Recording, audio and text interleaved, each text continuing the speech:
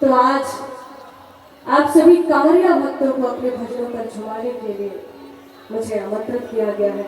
एक बार दोनों हाथ खोल के प्रेम से बोलिए हारा हारा महादेव।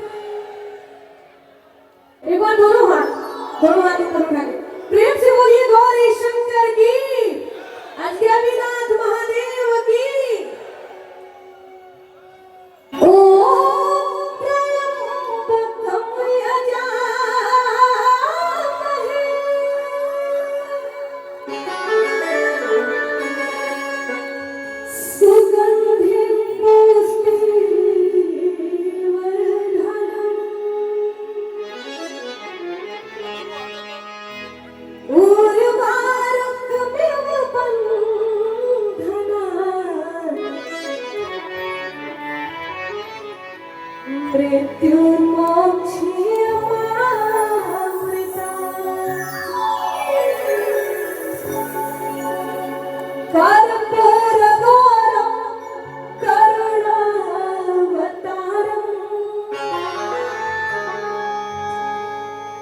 संसार सारं भुजगेन्द्रहारं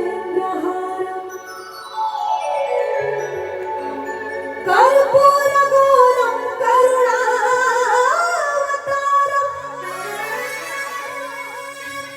संसार सारं भुजगेन्द्रहारं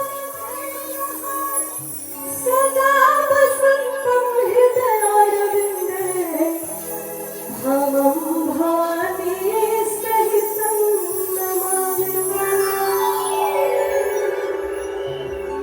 हम सभी लोग महादेव को मनाने के लिए एकत्रित हुए हैं ना।